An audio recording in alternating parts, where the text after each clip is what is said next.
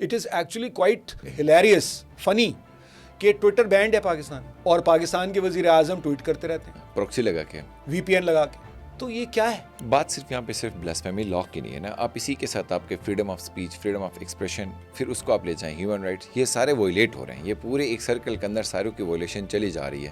اس کو اگر freedom of expression کے ساتھ ہم ریلیٹ کریں تو کیسے آپ کو لگتا ہے جیسے ابھی تازہ کا فائر وال لگا ہے, ٹویٹر پہ بین ہے, باقی چیزیں 75 سال سے 77 سال سے ایک نازک موڑ, ایک سنگین بحران اور خطرات سے ہم دوچار رہتے ہیں.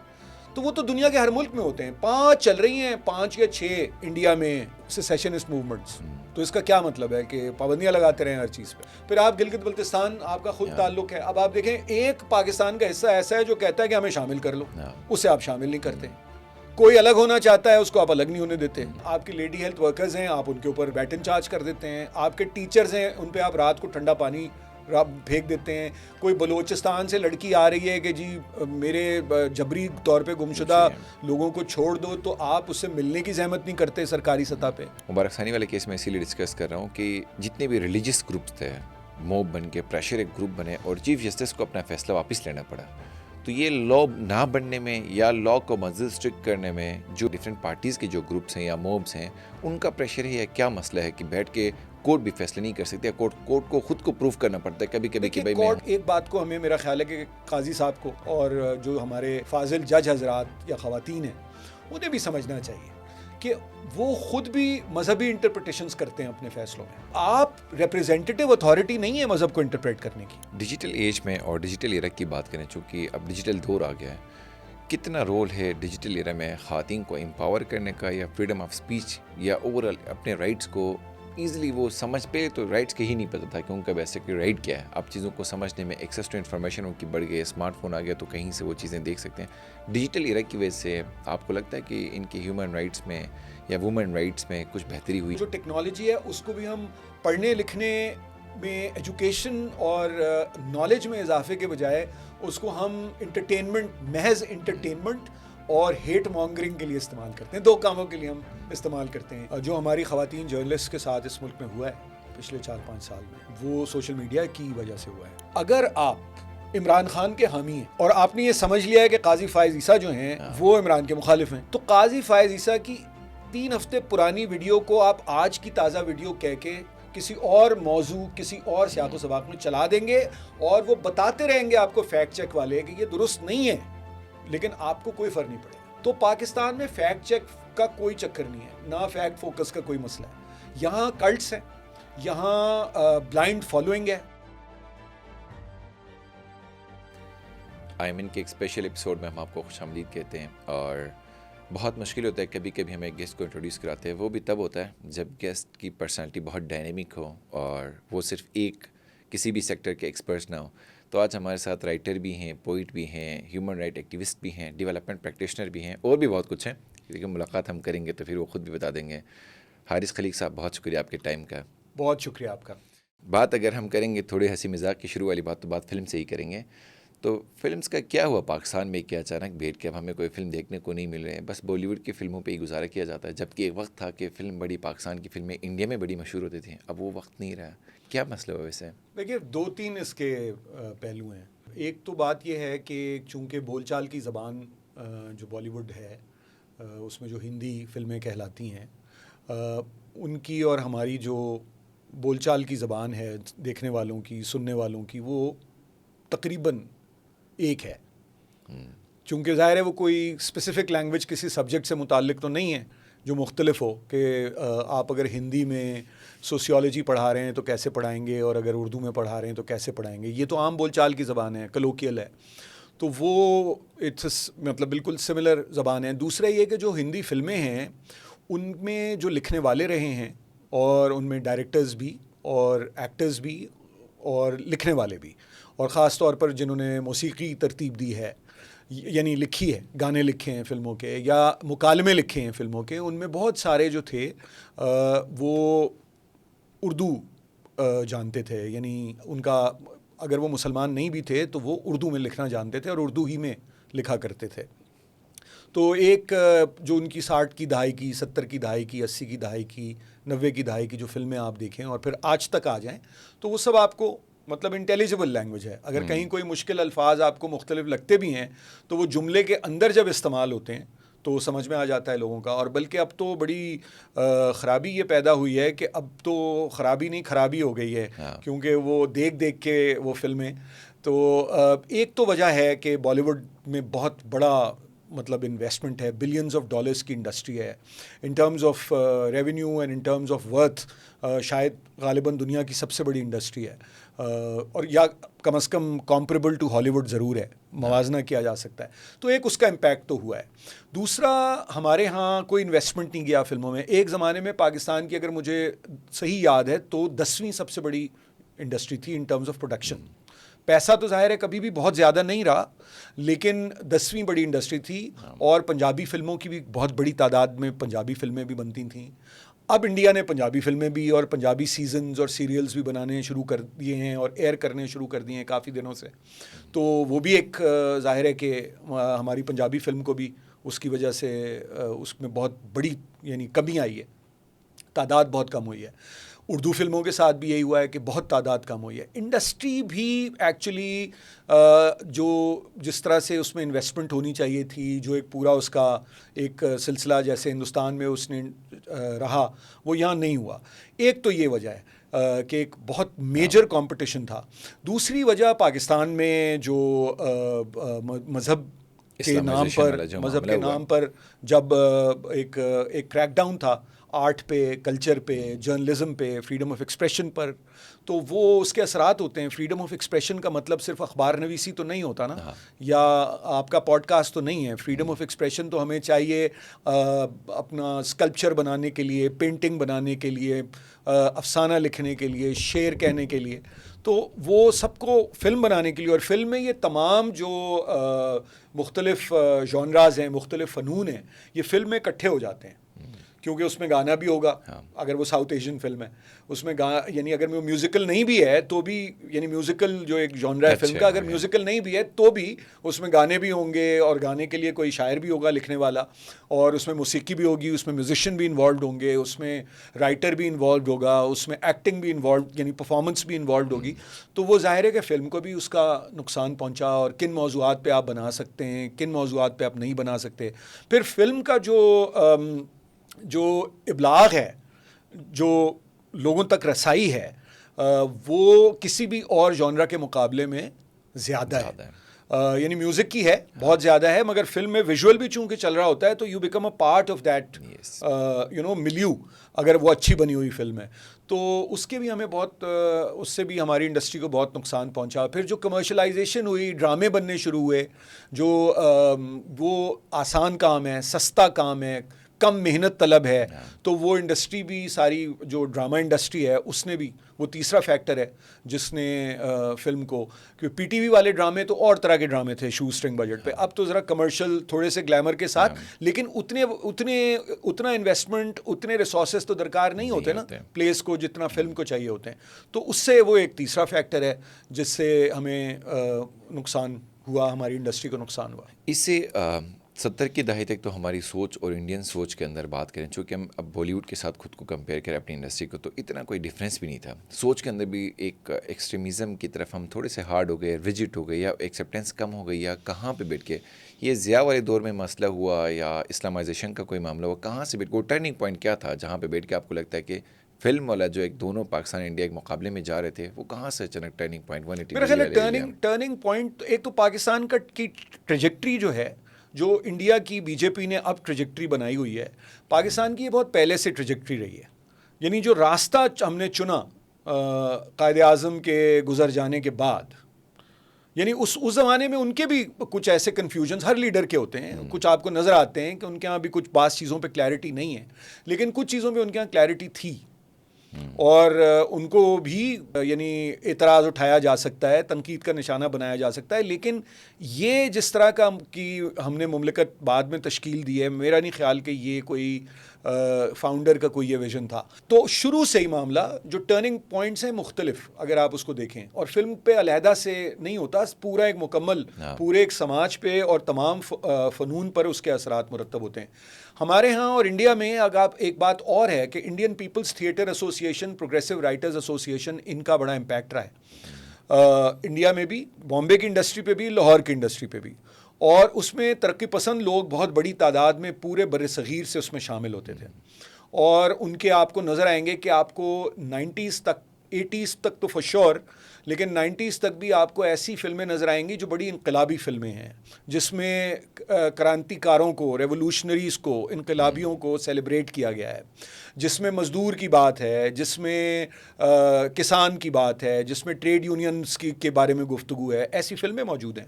یا یعنی جو کیریکٹرز ہیں ان کی جو ڈپکشن ہے کیریکٹرز کی، وہ کون ہیرو ہے. تو ہیرو جو ہے وہ ایک ورکنگ کلاس کا کوئی فرد ہے، یا کوئی عورت ہے، مرد ہے یا عورت ہے. تو وہ آپ کو پاکستان میں بھی نظر آتا ہے. پاکستان میں بھی اس طرح کی فلمیں بنی ہیں. پاکستان میں آپ کو نظر آئے گا کہ ایک ڈیزائر تھی ایک عوام دوست سماج کو قائم کرنے کی. اگر بے شک کوئی اشتراکی انقلاب کی براہ راست پاکستان میں بات نہیں بھی کر رہا تھا، ہندوستان میں تو وہ کر رہے تھے، اوپنلی کر رہے تھے. تو یہ اثرات تھے اس پولیٹیکل موومنٹ سے، ان پولیٹیکل موومنٹ سے متاثر ہونے والے یا ان میں شامل رہنے والے جو رائٹرز اور ڈائریکٹرز تھے. تو وہ اثرات آپ کو نظر آتے ہیں. وہ بھی آہستہ آہستہ معدوم ہو گئے. یہ جو ایک ایٹیٹیوڈ کے اندر تبدیلی آ جاتی ہے، یہ آپ کے اندر ایک ڈائنیمک یا ایکسیپٹنس، یا آپ ایک سوسائٹی کے اندر بلینڈ ہوتے ہو، تو فلم کا کچھ لوگ سمجھتے ہیں کہ صرف یہ انٹرٹینمنٹ کے لیے ہی ہوتی ہے. آپ فلم دیکھیں گے، آپ شغل میلہ لگا دیا، بات ختم ہو گئی، یہی ہوتا ہے؟ یا فلم ایک انسان کے بیہیویئر کے اندر کیا تبدیلیاں لے کے آتی ہیں؟ چونکہ آپ فلم کی اسی لیے بات کر رہے ہیں، ہم آپ کوئی فلم میکر ڈائریکٹلی اس طرح نہیں ہے، نہ ہمارا مقصد ہے، لیکن ٹاپک کا مقصد یہ ہے کہ ایک فلم کو براڈر وے میں ہم دیکھیں، ذرا زوم آؤٹ کر کے دیکھیں اس کے کیا پلسز کیا مائنسز ہیں. اور پاکستان کی فلم انڈسٹری آج اتنی پیچھے کیوں ہیں؟ پھر اس کے بعد ہم آئیں گے آہستہ، ایک ریڈنگ والا ایک گیپ آ گیا، پھر ہماری سوچ کے اندر تو اس کی بات ہو رہی ہے. بات بیسکلی بعض لوگ یہ پوڈ کاسٹ دیکھ رہے ہو تو یار فلم پہ کیا بات کرے، ایک ہیومن ایکٹیوسٹ سے یا ہیومن رائٹ کے اتنے بڑے ایک ڈیفینڈر سے، تو بات یہیں پہ ہو رہی ہے. تو کیا تبدیلی لے کے آتی ہے کوئی ایسی فلم انسان کی سوچ میں، ایکسیپٹنس میں؟ اس کو آپ کیسے دیکھتے ہیں؟ دیکھیے، میں آپ کو ذاتی طور پہ مثال دے دیتا ہوں. ایک فلم ہے ڈیڈ پوئٹس سوسائٹی، جس میں رابن ولیمز استاد بنے ہیں، اور وہ رومانٹک دور جو پوئٹری کا ہے انگریزی کا، تو وہ اس کے پسند کرنے والے ہیں اور اسے اپنے اسٹوڈنٹس کو پڑھاتے ہیں. اور وہ اس فلم کے مجھ پہ آج تک اثرات ہیں. اور وہ اثرات اس طرح کے ہیں کہ آپ کو نان کنفارمٹی آرٹ کے لیے، یعنی تسلیم، جو پہلے سے طے شدہ چیزیں آپ کو نظر آ رہی ہیں، ان پہ سوال اٹھانا، ان کو تسلیم نہ کرنا، اور اپنی زندگی سے متعلق فیصلے خود کرنا، یہ آپ کو وہ فلم سکھاتی ہے. اور اسی طرح آپ اور فلموں کی مثال میں آپ کو ایک اور مجھے لگان بہت پسند ہے، کیونکہ لگان میں جو ایک پورا اینٹی کلونیل ایک آپ کے اندر ایک تفہیم پیدا ہوتی ہے.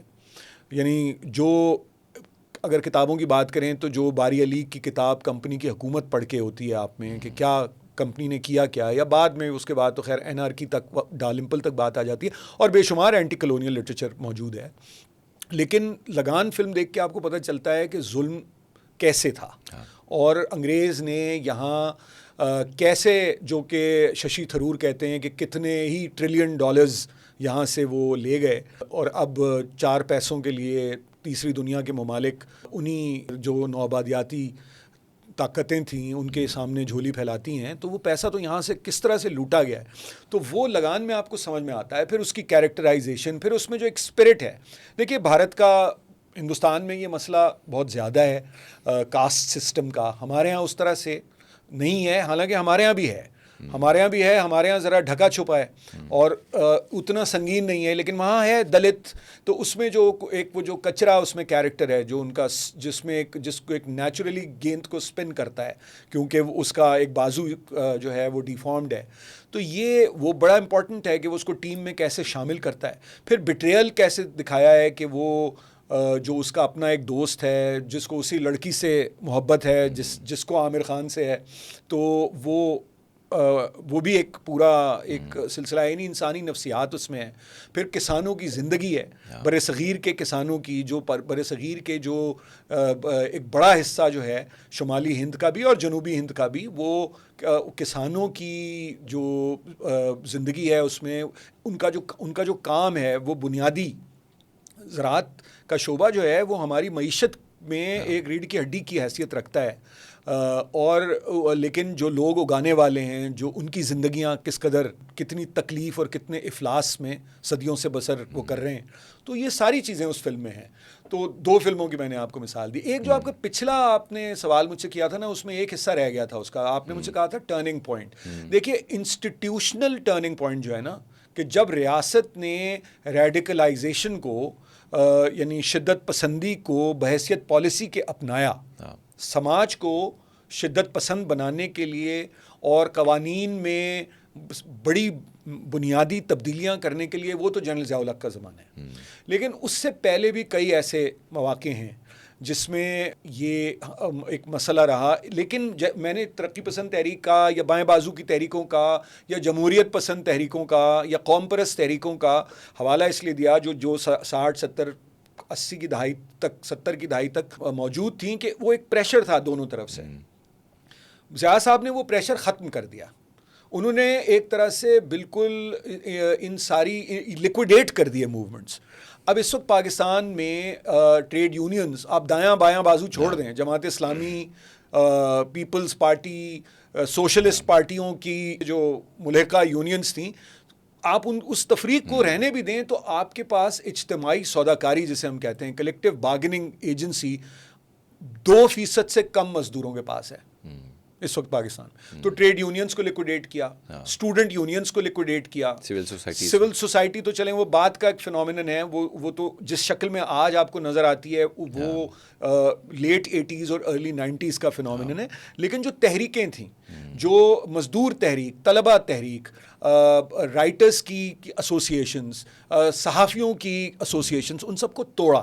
کچھ کو ختم کر دیا، کچھ کو توڑ دیا، اور ایک طرح سے اور پھر قوانین ایسے نافذ کر دیے جس سے اور جو کچھ پہلے سے قوانین موجود تھے انہیں مزید سخت بنایا. تو یہ سارا کام تو پھر ان کے زمانے میں ہوا ہے. لیکن پہلے بھی آبجیکٹیوز ریزولوشن وغیرہ میں بھی انہوں نے ترمیم کر دی تھی تھوڑی سی، جہاں مائنورٹیز کے ساتھ لکھا ہوا ہے اس میں، جب آبجیکٹیوز ریزولوشن قرارداد مقاصد 1949 میں پاس کی ہے پاکستان کی قانون ساز اسمبلی نے، تو اس میں فریلی کا لفظ لکھا ہوا تھا. تو وہ بھی ضیاء صاحب نے 80 کی دہائی میں، کہ جہاں ان کی بات ہو رہی ہے کہ وہ اپنے مذہب پر عمل پیرا ہو سکیں گے، اپنی عبادات کر سکیں گے، تو اس میں ایک لفظ تھا آزادانہ.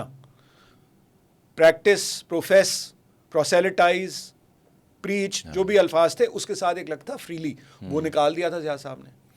تو اس طرح کی چھوٹی چھوٹی چیزیں، اور پھر بڑی چیزیں بھی، جیسے حدود آرڈیننسز آئے، قانون شہادت آیا، پھر جو توہین مذہب کے جو قوانین ہیں ان کو انہوں نے مزید سخت بنایا، وہ ہم نے بعد میں جا کے اور پھر سخت بنائے ہیں. لیکن تو یہ اس سے یہ ہوا کہ سماج میں اور چونکہ وہ پورا ڈیموکریٹک فورسز کو، نیشنلسٹ فورسز کو، جو پروگریسو فورسز تھیں ان کو، چونکہ انہوں نے ان پہ بہت مظالم ڈھائے، جبر کیا اور انہیں ختم کیا، تو اس کا نتیجہ اب آپ کو نظر آ رہا ہے جو ہے.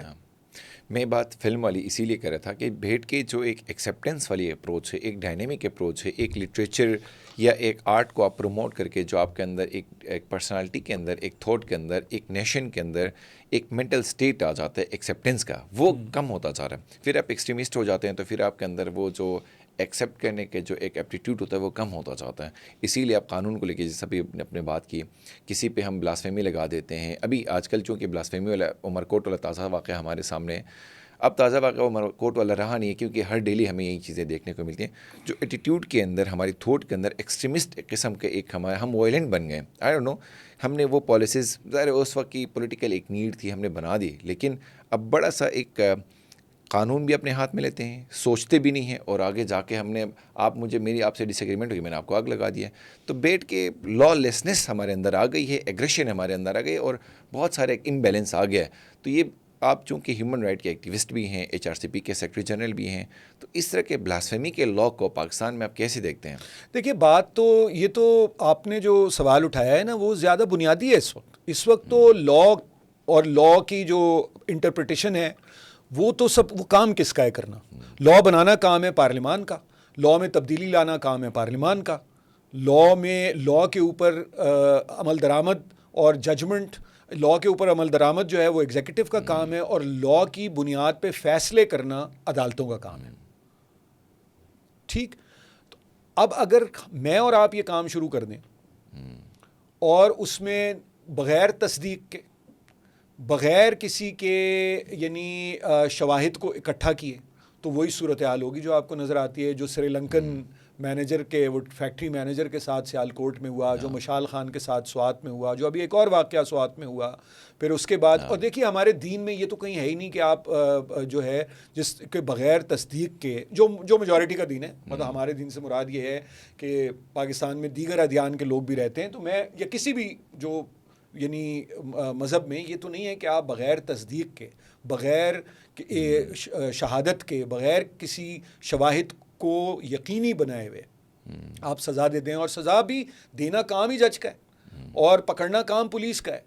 تو آپ کا زیادہ سے زیادہ, میں اور آپ اگر کوئی بھی کسی بھی قانون کی بات کر لیں آپ, یعنی توہین مذہب کے قوانین سمیت دیگر جتنے بھی قوانین, کوئی بھی جرم کریں اس میں کوئی بھی آپ کو لگتا ہے کہ فلاں شخص نے یہ قانون شکنی کی ہے, قانون اسی لیے بنایا ہے نا آپ نے, یا ذاتی طور پہ مجھے اور آپ کو فیصلہ کرنے کی اجازت دی گئی ہے کہ ہم اپنی ثوابدید پر سارے فیصلے کر لیں. تو جب قانون بنا دیا اور ریاست موجود ہے, ریاست کی اس طرح کے واقعات ریاست کی رٹ کو بھی چیلنج کرتے ہیں, تو اس میں ہوتا یہ ہے کہ وہ قانون شکنی کی, تو میرا آپ کا کام اسے رپورٹ کرنا ہے, یہ ہمارا کام ہے. تو اب آپ اس کو اگر مزید مشکل بناتے جائیں اور پھر آپ اجازت دے دیں, تو یہ تو کبھی بھی طے ہی نہیں ہوگا نا. مطلب یہ تو کبھی کوئی اس میں تو آگ بڑھتی جائے گی اور صورتحال مزید خراب ہوگی. تو میرا خیال ہے کہ جو ہمارے جتنے بھی میں سمجھتا ہوں کہ مختلف الخیال, چاہے ان کا جو بات میں کہہ رہا ہوں اس سے مختلف خیال ہو, چاہے وہ لوگ جو مجھ سے اتفاق کرتے ہوں, یا وہ لوگ جو بالکل ہی یعنی مکمل طور پہ کچھ اور بات کرتے ہوں, ان سب کو بیٹھنا چاہیے. میرا تو خیال ہے کہ پارلیمنٹ میں اور تمام سیاسی جماعتوں کو اور تمام پاکستان کے جو فیصلہ ساز ادارے ہیں انہیں بیٹھ کے بات کرنی چاہیے اور مکالمہ کرنا چاہیے. اگر لوگوں کا مختلف خیال ہے, کوئی جو مذہبی طبقات میں مختلف لوگوں کے مختلف خیالات ہیں, تو وہ موجود تو ہیں نا پاکستان میں, اور وہ ایک ریالٹی تو ہے, حقیقت ہے. تو آپ بیٹھ کے بات کریں اور اس مسئلے کو سلجھائیں, ورنہ یہ بات بہت ہاتھ سے آگے نکل جائے گی. HRCP کے پاس کیا اسٹیٹسٹکس ہیں کہ ہیومن رائٹس کے اندر بہت ساری وائلیشنز ہوتی ہیں, وہ میں الگ بات کروں گا. صرف بلاسفیمی کے حوالے سے کتنی کیسز رپورٹ ہوتے ہیں اینولی, اور یہ کس اسپیڈ سے بڑھ رہے ہیں؟ دیکھیے اس میں تعداد بڑھتی جا رہی ہے. مجھے سر دست ایگزیکٹ نمبر یاد نہیں ہے, لیکن وہ تو آپ ویب سائٹ سے دیکھ سکتے ہیں کہ 2023 کی رپورٹ جو لیکن تعداد جس حساب سے نارملی بڑھ رہی ہے, تعداد بڑھ رہی ہے کیونکہ اس میں فرقہ واریت بھی شامل ہو گئی ہے. اس میں اب یہ بھی ہو گیا ہے کہ اب اگر آپ نے کوئی ایسی بات کر دی ہے, مثال کے طور پر اس سال تو نہیں لیکن پچھلے محرم میں کوئی 45 یا 48 کے قریب جو تھے وہ ذاکرین پہ بھی الزام لگ گیا, تو یہ بلاسفیمی کا. تو اس طرح کی بہت سی یعنی اس تعداد میں اضافہ ہو رہا ہے, اور اس تعداد میں اضافہ ہونے کا جو میں سمجھتا ہوں کہ ایک سبب یہ بھی ہے کہ غصے میں اور نفرت میں اضافہ ہو رہا ہے, اور جو جسے آپ کہتے ہیں کہ عدم رواداری میں اضافہ ہو رہا ہے, اور لوگوں کے, اور اس کا ایک تعلق, ایک میں آپ کو اس کا نفسیاتی تعلق جو ہے وہ لوگوں کے معاشی حالات سے بھی ہے. اور آپ یہ دیکھیں گے کہ بے روزگار ہوں گے, اگر نوجوان بڑی تعداد میں بے روزگار ہوں گے, تو وہ ایسے جتھوں کا حصہ بنیں گے جو شدت پسند ہوں. صرف اس ایک مسئلے پر نہیں بلکہ اور بھی بہت سارے مسائل ہیں نا. تو یہ آپ نے تعلیم, روزگار, صحت, یہ ساری چیزیں, بڑھتی ہوئی مہنگائی, ان سب کے بھی اثرات ہیں. تو آپ ان کو علیحدہ کر کے نہیں دیکھ سکتے. آپ کو دیکھنا پڑے گا کہ انسانی تاریخ میں کیا ہوا ہے اور کیسے. دیکھیے برطانیہ میں بھی 1984 تک اس طرح کے قوانین موجود تھے, کیونکہ ہمارے ہاں بھی یہ جتنے قوانین ہیں یہ برٹش لاز ہیں, اور پھر ہم نے بعد میں انہیں مزید اسٹرنجنٹ کرتے گئے ہیں, لیکن یہ برٹش لاز ہیں, 20s کے 30s کے اس کے لاز ہیں. آفیشیل سیکرٹس ایکٹ بھی تب کا ہی ہے, جو آپ کا جو سیڈیشن کا قانون ہے وہ بھی اسی دور کا ہے, غداری کا جو جیسے آپ کہتے ہیں. تو وہ بلکہ strike down Lahore high court نے کیا ہے, لیکن ابھی تک کیا اس کی جورسڈکشن کے کیا مسائل ہیں اور کیسے اس کو مزید بہتر کیا جا سکتا ہے, یہ سب چیزیں دیکھنے کی. تو یہ تو دیکھیے پاکستان کی فنڈامنٹل ایشو کو سمجھنے کی ضرورت ہے. Pakistan continues to function as a colonial state. یہ پوسٹ کلونیل ونولین بھی یہ سب باہر سے ہم نے کیٹیگریز بورو کی ہوئی ہیں. یہ کلونیل اسٹیٹ ہے. کلونیل اسٹیٹ اس طرح سے ہے کہ ہمارے جتنے قوانین کو ہم نے ریفارم نہیں کیا, اپنی سول سروس کو ہم نے ریفارم نہیں کیا, اپنے جو جوڈیشری, ملٹری, سول سروس, یہ ساری چیزیں جو ہیں یہ کلونیل ہیریٹیج ہیں. تو ان کو ایک ریپبلک میں کیسے کام کرنا چاہیے, اس کے لیے شاید ہمیں ان اصلاحات کی ضرورت ہے, تاکہ جو پاکستان کی ریاست ہے وہ پاکستان کے شہریوں کو شہری سمجھے, رعایا نہ تصور کرے. ابھی تک ہم جو شہری ہے اس کے حقوق, اس کی ضروریات, وہ ان کا مطمع نظر نہیں ہے. ان پہ حکومت کرنا جو ہے وہ ان کے پیش نظر رہتا ہے. تو میں سمجھتا ہوں کہ یہ جب تک نہیں بدلے گا تو آپ کو بہت سارے دیگر مسائل جو آپ کو نظر آتے ہیں یہ ایکچولی اس کے مطلب اظہار ہے, یہ روٹ کاز نہیں ہے.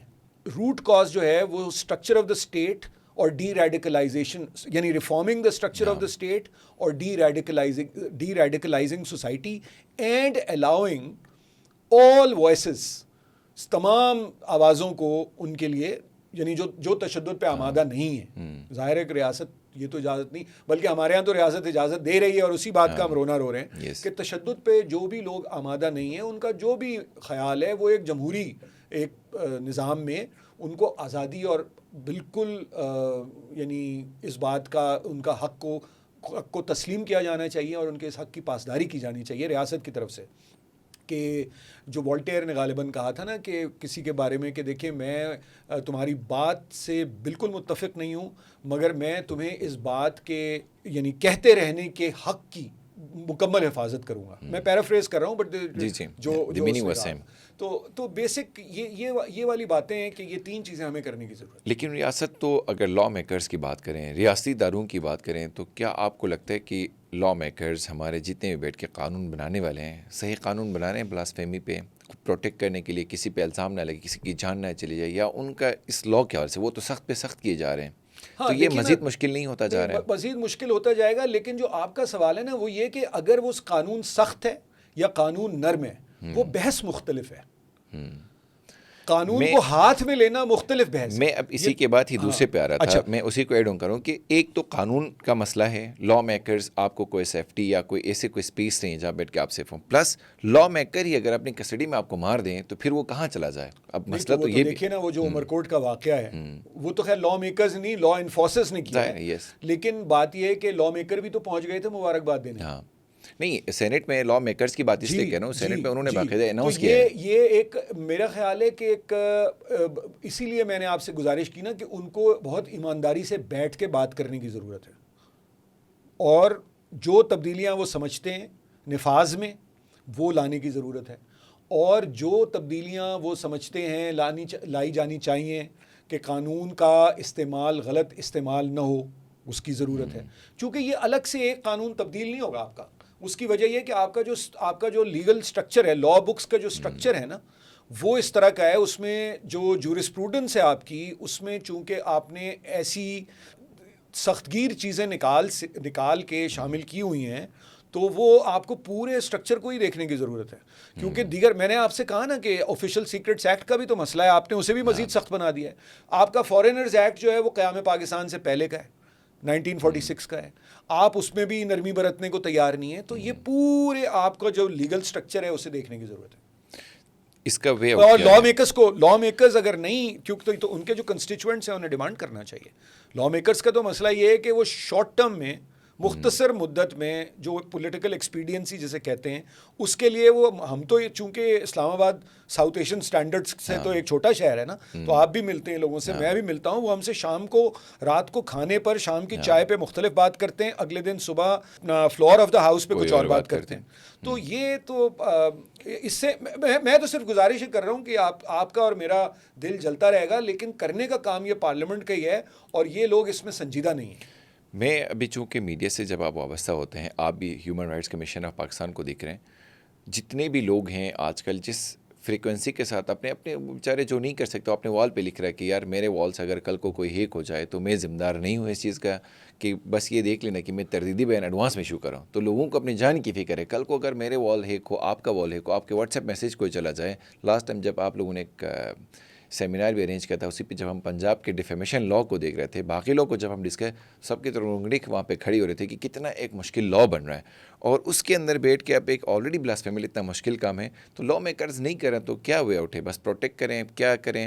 اب آپ کے اوپر کوئی ایلیگیشن لگائے, میرے اوپر ایلیگیشن لگائے, تو کیا ہو سکتا ہے؟ کوئی کیا کرے بندہ؟ کوئی سیفٹی کے لیے کیا میئرز ہمارے پاس ہیں؟ یا human rights commission of Pakistan کیسے پروٹیکٹ کرتا ہے اوور آل اس سینیریو کے اندر؟ Human rights commission of Pakistan تو بنیادی طور پہ ایک واچ ڈاگ ہے, ایک چھوٹا سا ادارہ ہے. مطلب کوئی ہم مطلب چونکہ بہت طویل عرصے سے کام کر رہے ہیں اور بہت سنجیدہ قسم کے لوگوں نے, جسٹس دوراب پٹیل, آسمہ جہانگیر, جسٹس فخر الدین جی ابراہیم, اور پھر آگے تک آئی رحمان صاحب, ایئر مارشل ظفر چودھری, بہت سارے اس طرح کے کریڈیبل قسم کے لوگ تھے جنہوں نے ہیومن رائٹس کمیشن قائم کیا اور سر جوڑ کے بیٹھے. اقبال حیدر صاحب تھے, کیلاش ناتھ کوہلی صاحب تھے, جسٹس قاضی جمیل تھے خیبر پختونخوا سے.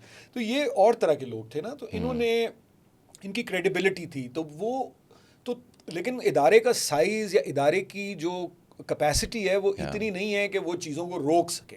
وہ صرف نشاندہی کر سکتا ہے, وہ ریکارڈ پہ چیزیں لا سکتا ہے, وہ جمع کر سکتا ہے. کیونکہ دیکھیے ریسرچ اور ایویڈنس کلیکشن یہ بنیاد ہوتی ہے نا آپ کو آپ کے فیصلے کرنے کی. اب اگر ہم آپ کو یہ بتا رہے ہیں کہ پاکستان میں ہزاروں کی تعداد میں بچوں کے ساتھ بدسلوکی ہو رہی ہے, چاہے وہ جنسی نوعیت کی ہو یا وہ 20 لاکھ بچہ بھٹا مزدور, نیا بھٹا مزدور انٹر ہوا ہے 20 پاکستان میں. جی, اگر 2,62,00,000 اسکول سے باہر ہیں, آؤٹ آف اسکول ہیں, تو ظاہر ہے کہ اس کا 10% ہی 8% ہی وہاں چلا گیا ہے, باقی کچھ اور کر رہے ہوں گے یا کچھ نہیں کر رہے ہوں گے. تو یہ ہمارا کام ہے کہ یہ ساری چیزیں آپ کے سامنے لائیں اور آواز اٹھائیں, جتنا بھی ہیومنلی پاسبل ہے, ممکن ہے وہ ہم کریں. تو ہمارے کمپلینٹ سیلز ہیں, اس میں لوگ رابطہ بھی ہم سے کرتے ہیں, وہ بھی تھوڑا بہت کام جتنا ہم سے ممکن ہوتا ہے وہ ہم کرتے ہیں, ان کی مدد اور ان کی معاونت جتنی کر سکتے ہیں. اگر ان کو کسی قانونی امداد کی ضرورت ہوتی ہے تو اس کے لیے ہم انہیں نیٹ ورک, ہم خود ظاہر ہے کہ لیگل وہ پرووائڈرز نہیں ہیں لیگل سپورٹ, لیکن ہم انہیں کنیکٹ کر دیتے ہیں, کیونکہ ایسے بہت سے لوگ ہیں جو رضاکارانہ طور پر ہمارے ساتھ کام کرتے ہیں.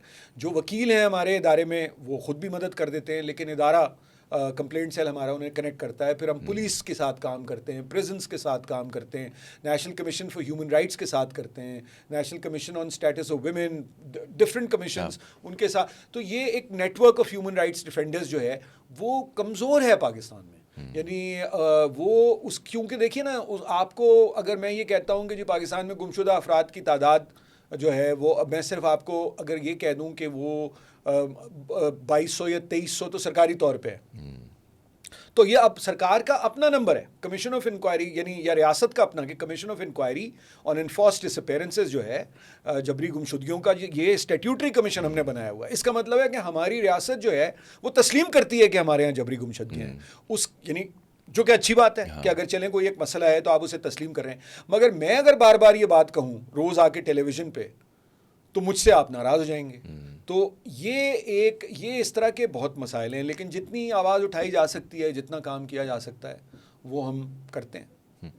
ایک مبارک ثانی والا جو یہاں پہ کیس تھا, مبارک ثانی والے کیس میں اسی لیے ڈسکس کر رہا ہوں کہ جتنے بھی ریلیجس گروپس تھے موب بن کے پریشر ایک گروپ بنے اور چیف جسٹس کو اپنا فیصلہ واپس لینا پڑا. تو یہ لا نہ بننے میں یا لا کو مزید اسٹرکٹ کرنے میں جو بھی ڈفرینٹ پارٹیز کے جو گروپس ہیں یا موبس ہیں ان کا پریشر ہے یا کیا مسئلہ ہے کہ بیٹھ کے کورٹ بھی فیصلے نہیں کر سکتے, کورٹ کو خود کو پروف کرنا پڑتا ہے کبھی کبھی کہ بھائی میں ہوں. میں گزارش کروں, ایک تو ابھی اس کا ڈیٹیل ججمنٹ آیا نہیں ہے, تو ہم اس کے ججمنٹ پہ کامنٹ نہیں کر سکتے. جو آپ نے جیسے فرمایا کہ انہوں نے واپس لیا, جب ججمنٹ آئے گا تو پتہ چلے گا کہ ایگزیکٹلی کیا ہے. اور میرا خیال ہے کہ ایک غالباً جہاں تک مجھے درست میں اسی لیے کہتا ہے معذرت کرتا ہوں کہ نیگوسیشن واپس ہو گئی تو اسی بات پہ میں اس پہ آتا ہوں. ابھی شاید غالباً مولانا شاہ احمد نورانی کے جو صاحبزادے ہیں, جمعیت علماء پاکستان نورانی گروپ نے یہ ڈیمانڈ بھی کیا ہے کہ وہ فیصلہ جلد از جلد آئے. اچھا دیکھیے بات اب اس میں یہ ہے کہ جو ایک بات کو ہمیں, میرا خیال ہے کہ قاضی صاحب کو اور جو ہمارے منصفین ہیں اور فاضل جج حضرات یا خواتین ہیں, انہیں بھی سمجھنا چاہیے کہ وہ خود بھی مذہبی انٹرپریٹیشنز کرتے ہیں اپنے فیصلوں میں. بھائی اگر آپ اس قانون تک رہتے کہ یہ قانون جو ہے یہ ریٹرو ایکٹیولی استعمال نہیں ہو سکتا, کہ مثال کے طور پہ ہم نے ایک نیا قانون 2022 میں یا 2024 چل رہا ہے, تو اگر ہم نے 2024 میں ہمارے پارلیمان نے قانون بنایا تو اس قانون کی بنیاد پر آپ 1984 میں ہونے والا کوئی ایسا واقعہ انویسٹیگیٹ نہیں کر سکتے چونکہ اس وقت وہ قانون موجود نہیں تھا. یہی نقطہ ہوتا ہے نا. تو بس اس نقطے تک بات اگر رکھتے وہ, اس پہ بھی اعتراض آتا یا اس کو بھی لوگ چیلنج کرتے, لیکن وہ ایک علیحدہ بحث ہوتی. اب جب ججز جو ہیں ہمارے, افتخار چودھری صاحب بھی یہی کام کرتے تھے, دیگر ججز بھی یہی کام کرتے ہیں, غائب عیسیٰ صاحب بھی, تو جب آپ مذہب کو انٹرپریٹ, تو آپ ریپریزنٹیٹیو اتھارٹی نہیں ہے مذہب کو انٹرپریٹ کرنے کی. ریپریزنٹیٹیو اتھارٹی تو پھر جو لوگ اپنے آپ کو سمجھتے ہیں یا جن کو عوام سمجھتے ہیں وہ میدان میں آ جاتے ہیں. تو ہم نے اپنے جورسپروڈنس کو بھی اس میں بھی بہت کنفیوژنز رکھی ہیں. مثال کے طور پہ فیڈرل شریعت کورٹ ہمارے ہاں ایک ریکمنڈیٹری کورٹ ہے, ٹھیک. ان 2018 میں ٹرانسجینڈر پرسنز ایکٹ پاس ہوتا ہے, وہ 2022 میں کہہ دیتے ہیں یا 23 میں کہہ دیتے ہیں کہ یہ تو دین سے ہم آہنگ نہیں ہے, اور وہ کہتے ہیں پارلیمنٹ دوبارہ اس پہ غور کرے. اب ان کا کام ہے فیڈرل شریعت کورٹ کا. آپ کی جو کامن لاء والے کورٹس ہیں اس میں بھی آپ نے سارے جورسپروڈنس میں جب آپ ریلیجس انٹرپریٹیشنز کریں گے تو آپ آٹومیٹکلی اس ڈومین میں انٹر ہو رہے ہیں جس پہ آپ کو ریپریزنٹیٹیو اتھارٹی نہیں سمجھا جاتا. تو جو کام آپ کو اپنا سیدھا سادہ قانون کے مطابق, جو آپ کا لکھا ہوا قانون ہے, جو پاکستان کا کانسٹیٹیوشن ہے, جو پاکستان کی لاء بکس ہیں, آپ اس کے بعد اپنے بات کو درست ثابت کرنے کے لیے ریلیجن کی ڈومین میں انٹر ہوتے ہیں. تو یہ بھی میں سمجھتا ہوں کہ اس مسئلے کی نشاندہی بھی ضروری ہے کہ آپ سیدھا سیدھا قانون پہ عمل درآمد کریں. اور قانون جو ہے وہ پارلیمنٹ بناتی ہے, اور پارلیمنٹ جو ہے اس نے یہ طے کیا ہوا ہے, وہ مجلس شورا کہلاتی ہے اب. لیکن چلیں اس کو جو بھی کہہ لیں, آپ اردو میں کہہ لیں, عربی میں کہہ لیں, پنجابی میں کہہ لیں, لیکن قانون ساز اسمبلی جو آپ کی, یعنی جو آپ کی قانون ساز اسمبلی ہے نا, اس کا یہ کام, اس کے بھی آپ نے نکات میں لکھا ہوا ہے کہ وہ کوئی ایسی قانون سازی نہیں کرے گی جو قرآن اور سنت سے متصادم ہو. تو جب وہ قانون سازی کر رہے ہیں تو آپ نے جب وہ قانون انہوں نے بنا دیا تو اس میں آپ دوبارہ بہت ساری پرانی چیزیں نکال کے یا نئی چیزیں نکال کے اس میں کیوں شامل کرتے ہیں. تو یہ میرا خیال ہے کہ جوڈیشری کو بھی دیکھنا پڑے گا کہ یہ جو ایک ریلیجس زیل ہے وہ آپ کے اپنے ہاں بھی اتنی ہے, اور آپ بھی اپنے آپ کو اگر سمجھتے ہیں کہ آپ نے بھی اسی بنیاد پہ فیصلے کرنے ہیں تو پھر کامن لاء کو چھوڑ دیں, ختم کر دیں اسے. صرف فیڈرل شریعت کورٹ آپ کے یہاں بنی ہوئی ہے, ان کا کام ہے وہ ریکمینڈ, اور وہ بھی ریکمنڈیٹری ہے. کیونکہ دیکھیں نا پاکستان کے جسٹس سسٹم میں مسائل تو ہیں. آپ کے یہاں سپریم کورٹ اوپر ہے, فیڈرل شریعت کورٹ اس سے نیچے ہے. سپریم کورٹ کا فیصلہ حتمی ہے, فیڈرل شریعت کورٹ کا ریکمنڈیٹری ہے. تو یہ چیزیں ہیں جو, لیکن جیسے میں نے آپ کو پہلے اشارہ کیا تھا نا کہ ہم نے کلونیل سٹرکچرز کو چینج کرنے کے بجائے انہیں کمپلیکیٹ کیا ہے, اور وہ ہم کمپلیکیٹ کرتے چلے جا رہے ہیں. تو یہ ان کو ٹھیک کرنے کی ضرورت ہے نیچے سے لے کے اوپر تک. ہاں, بات صرف یہاں پہ صرف بلاسفیمی لاء کی نہیں ہے نا, آپ اسی کے ساتھ آپ کے freedom of speech, freedom of expression, پھر اس کو آپ لے جائیں ہیومن رائٹس, یہ سارے وائلیٹ ہو رہے ہیں. یہ پورے ایک سرکل کے اندر ساروں کی وائلیشن چلی جا رہی ہے. اس کو اگر فریڈم آف ایکسپریشن کے ساتھ ہم ریلیٹ کریں تو کیسا آپ کو لگتا ہے, جیسا بھی تازہ کا فائر وال لگا ہے, ٹویٹر پہ بین ہے, باقی چیزیں ہیں, تو اسٹیٹ جو کمپلیکیشنس آلریڈی ہیں ان کو مزید کمپلیکیٹ کرے یا کیسے فیسیلیٹیٹ کرے؟ اور اصل میں جو ہماری جو چاہے وہ پارلیمنٹ ہو, چاہے جوڈیشری ہو, یا ہماری جو ایگزیکٹو کے ادارے ہیں, فوج, بیوروکریسی, ٹھیک, میرا تو خیال ہے کہ کسی کو کچھ سمجھ میں نہیں آ رہا کہ کرنا کیا ہے, اور آپس میں بیٹھ کے تمام حصے داروں کو, اسٹیک ہولڈرس کو گفتگو کریں اور طے کریں. دیکھیں آپ ٹویٹر کو, میرے لیے تو بڑی یہ مضحکہ خیز بات ہے.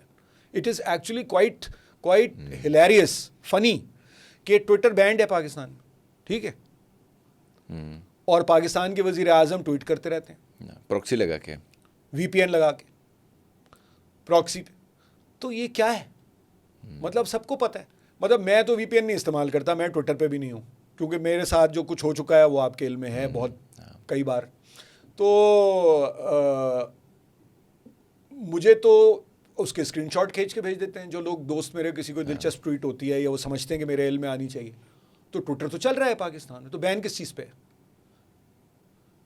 وہ تو وی پی این کے تھرو چلا رہا ہے, پورا پاکستان چلا رہا ہے, اور ہر ایک نے وی پی این ڈاؤن لوڈ کیا ہوا ہے. اب وہ یہ کہہ رہے ہیں کہ جی وی پی این پہ بھی پابندی, تو بھائی یہ پاکستان کی اکانومی کیسے چلے گی؟ کیونکہ تو آپ کے جو بہت سارے کارپوریٹ بزنسز ہیں جو آپ کی آن لائن بزنسز ہیں, تو آپ نے اربوں روپے کا نقصان تو پہلے کر چکے ہیں جب آپ سلو کر دیتے ہیں انٹرنیٹ. میرا خیال ہے کہ ذرا تھوڑا سا کانفیڈنس اگر آ جائے اور یہ سمجھیں کہ بھائی پاکستان جو ہے اس کو ٹھیک کرنے کی ضرورت ہے, اس کو بچانے کی ضرورت نہیں ہے, وہ کہیں نہیں جا رہا. وہ کانفیڈنس مجھے نہیں پتا کیوں نہیں ہے جو فیصلہ ساز لوگ ہیں ہمارے ان میں. وہ ہر وقت ایک 75 سال سے 77 سال سے ایک نازک موڑ, ایک سنگین بحران اور خطرات سے ہم دوچار رہتے ہیں. تو وہ تو دنیا کے ہر ملک میں ہوتے ہیں. 5 چل رہی ہیں, 5 یا 6 انڈیا میں سیسیشنسٹ موومنٹس. تو اس کا کیا مطلب ہے کہ پابندیاں لگاتے رہیں ہر چیز پہ؟ یا اور ملکوں میں دنیا کے کوئی یہ تو نہیں ہے کہ چین میں کوئی ژنجیانگ کا یا تبت کا مسئلہ حل ہو گیا, دب ضرور گئے, حل تو نہیں ہوا. تو دنیا کے ہر ملک میں جو ہے وہ مختلف طرح کے موومنٹس بھی چلتے ہیں, مختلف طرح کی. اب کسانوں کی اتنی بڑی تحریک انڈیا میں چلی ہے, تو وہ کیا انہوں نے کیا کیا؟ انہوں نے ان کے جو جائز مطالبات تھے وہ تسلیم کر لیے نا, مودی جیسے آدمی نے, یعنی جو کہ ایک دائیں بازو کے مقبولیت پسند رہنما ہیں, انہوں نے بھی تسلیم کرنا پڑا نا ان کو. تو آپ بھی بات سن لیں, آپ کے لیڈی ہیلتھ ورکرز ہیں, آپ ان کے اوپر بیٹن چارج کر دیتے ہیں. آپ کے ٹیچرز ہیں, ان پہ آپ رات کو ٹھنڈا پانی پھینک دیتے ہیں. کوئی بلوچستان سے لڑکی آ رہی ہے کہ جی میرے جبری طور پہ گمشدہ لوگوں کو چھوڑ دو, تو آپ اس سے ملنے کی زحمت نہیں کرتے سرکاری سطح پہ. تو یہ چیزیں ایسی ہیں جس سے غصہ بڑھتا ہے. اس میں یہ ضروری نہیں ہوتا کہ میں اتفاق کرتا ہوں بہت سے ایسے لوگوں سے جو پاکستان میں مختلف طریقے چلا رہے ہیں, میں بالکل نہیں کرتا ذاتی طور پہ, کیونکہ ہیومن رائٹس کمیشن جو ہے وہ پاکستان کے کانسٹیٹیوشن کا اور universal declaration of human rights کے جو 30 کلازز ہیں اور جو دیگر کنونشنز, پروٹوکولز, کووننٹس, جن میں بہت سے پاکستان اسٹیٹ پارٹی بھی ہے, تو ہم تو اس سے وہ ہمارے بنیادی انسٹرومنٹس ہیں نا کام کے اور سوچ کے. لیکن ہمارے آئین میں تو لکھا ہوا ہے نا کہ برابر کے حقوق ہونے چاہیے. ہمارے آئین میں لکھا ہوا ہے آرٹیکل 25 اور پھر 25A کہ ہر بچے کو اسکول بھیجنا 5 سے 16 سال کی عمر تک کے وہ ریاست کی ذمہ داری ہے. تو میں تو آپ سے صرف یہی کہہ رہا ہوں کہ آپ اپنے کانسٹیٹیوشن پہ عمل کرنا شروع کر دیں. جو اس میں رائٹس انشرائنڈ ہیں انہیں آپ یقینی بنائیں کہ وہ ہر شہری تک پہنچیں, چاہے وہ شہری جو ہے وہ گلگت میں ہو یا وہ سکردو میں ہو یا وہ بدین میں ہو یا وہ خوزدار میں ہو. آپ اس کو ایکول ٹریٹ کرنا شروع کر دیں, وسائل میں لوگوں کو حصہ دیں. ٹرائیکاٹمی آف پاور سب ہمارے کانسٹیٹیوشن میں لکھا ہوا ہے. ہمارے کانسٹیٹیوشن میں جہاں کچھ ڈسکرمنیٹری کلازز ہیں, مثال کے طور پر آپ یہ کہتے ہیں کہ جی ہمارے کانسٹیٹیوشن, ہمارا مملکت کا صدر غیر مسلم نہیں بن سکتا, تو اگر فرض کریں کہ وہ ڈسکرمنیٹری کلاز ایک ڈسکرمنیٹری کلاز ہے, تو پارلیمنٹ آگے چل کے کبھی اس پہ غور کر لے. کوئی اتنا بڑا مسئلہ تو نہیں ہے کہ وہ کل حل ہو جائے. جو میں نہیں سمجھتا کہ اس طرح کے ڈسکرمنیٹری کلازز ہونے چاہیے, کیونکہ اگر کوئی اہل آدمی ہے, کوئی اہل عورت ہے, اس کا تعلق پاکستان کے تمام شہریوں کا جو فیصلہ ہوگا وہ ان کی قابلیت اور ان کی صلاحیت پہ ہونا چاہیے نا. ان کے جس گھر میں وہ پیدا ہو گئے اور ان کے والدین کا مذہب کیا تھا, اس بنیاد پہ نہیں ہونا چاہیے. لیکن یہ میرا خیال ہے ذاتی, کام پارلیمنٹ کا ہے. میں اپنی بات کروں گا, پارلیمنٹ یہ کر لے گی, لیکن کانسٹیٹیوشن میں بہت ساری بہت اچھی چیزیں بھی ہیں نا, تو ان پہ آپ مان لیں کہ پارلیمان کی سپریمیسی کو تسلیم کریں. آپ پارلیمان کی سپریمیسی کو تسلیم کریں, آپ اپنا کام جو ہے تمام شعبے کریں اور بنیادی حقوق کی پاسداری کریں. تو یہی بیسک بات ہے. آپ نے اگر وہ بنیادی حقوق کی پاسداری آپ کر رہے ہوتے اور ایکول انویسٹمنٹ ہوتا, ایکول امپلائمنٹ لوگوں کو مل رہی ہوتی, تو علیحدگی پسندی کی تحریکیں چلتی نہیں. کیونکہ آپ سٹیک کریٹ کر دیتے نا, آپ سٹیک کریٹ کرتے ہیں ہر گروہ کا, ہر یعنی جو کمیونٹی ہے یا لسانی گروہ ہے یا نسلی گروہ ہے, اس کا آپ سٹیک کریٹ کرتے ہیں, ایتھنک گروپ کا. اسی طرح ہر کلاس کا آپ کرتے ہیں, سٹیک کریٹ کرتے ہیں. پھر آپ گلگت بلتستان آپ کا خود تعلق ہے. اب آپ دیکھیں ایک پاکستان کا حصہ ایسا ہے جو کہتا ہے کہ ہمیں شامل کر لو, اسے آپ شامل نہیں کرتے. کوئی الگ ہونا چاہتا ہے, اس کو آپ الگ نہیں ہونے دیتے, جو کہ ریاست نہیں تسلیم کرتی, لیکن حقوق تو مان لیں نا.